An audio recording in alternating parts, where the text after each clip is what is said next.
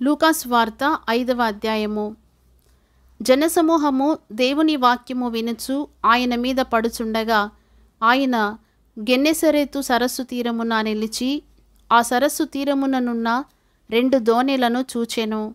జాలరులు వాటిలో నుండి దిగి తమ వలలు కడుగుచుండిరి. ఆయన ఆ దోణిలలో సీమోనుదైన ఒక దోణి ఎక్కి దరి నుండి కొంచెము త్రోయుమని అతనినడిగి కూర్చుండి దోణిలో నుండి జనసమూహములకు బోధించుచుండెను.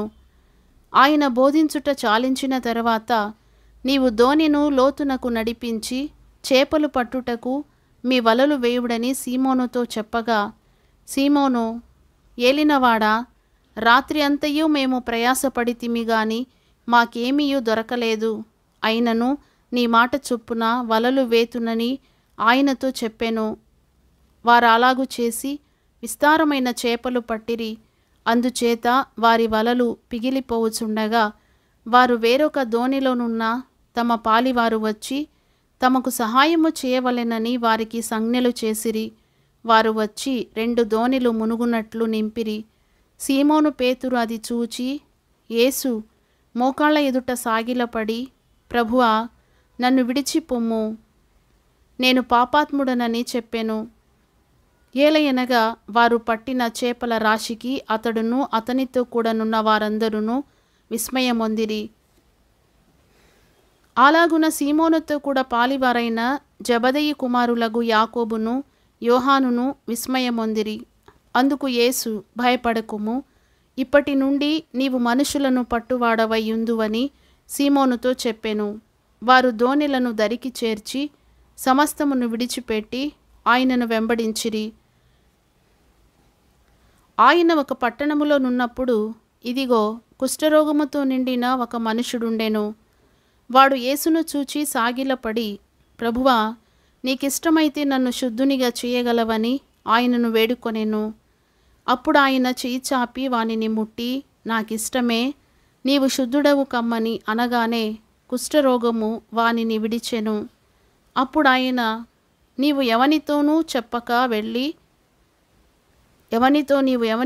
చెప్పక వెళ్ళి వారికి సాక్షార్థమై నీ దేహమును యాజకునికి కనుపరచుకొని నీవు శుద్ధుడవైనందుకు మోషే నియమించినట్టు కానుకలను సమర్పించుమని ఆజ్ఞాపించెను.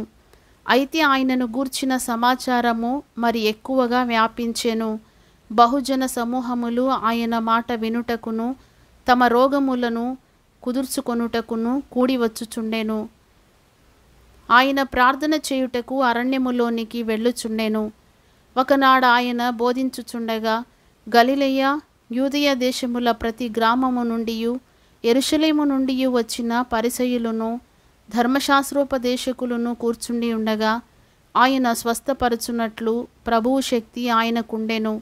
ఇదిగో, కొందరు మనుషులు పక్షవాయువు గల ఒక మనుష్యుని మంచము మీద మోసికొని వానిని లోపలికి తెచ్చి ఆయన ఎదుట ఉంచుటకు ప్రయత్నము చేసిరి గాని జనులు గుంపు కూడి ఉండినందున వానిని లోపలికి తెచ్చుటకు వల్లపడకపోయెను గనుక ఇంటి మీదికెక్కి పెంకులు విప్పి మంచముతో కూడా యేసు ఎదుట వారి మధ్యను వానిని దించిరి.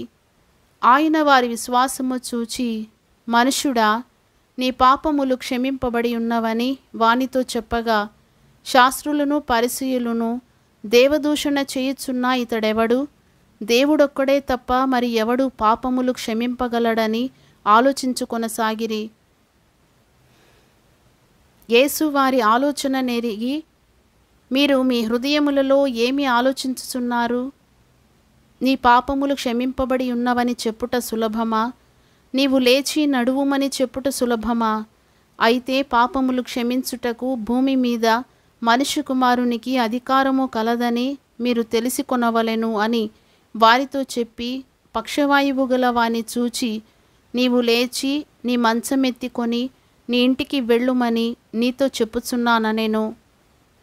వెంటనే వాడు వారి ఎదుట లేచి తాను పండుకొని ఉన్న మంచము ఎత్తికొని దేవుని మహిమపరచుచు తన ఇంటికి వెళ్ళెను.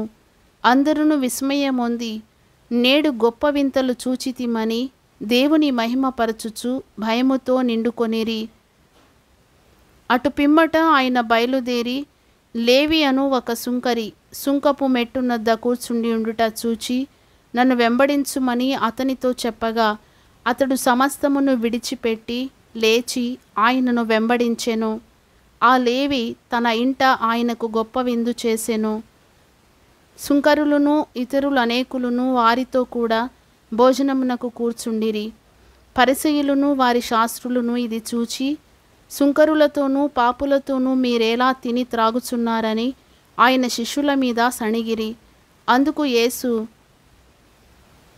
రోగులకే గాని ఆరోగ్యము గల వారికి వైద్యుడక్కరలేదు. మారుమనసు పొందుటకై నేను పాపులను పిలువ వచ్చి తిని గాని నీతిమంతులను పిలువ రాలేదని వారితో చెప్పెను.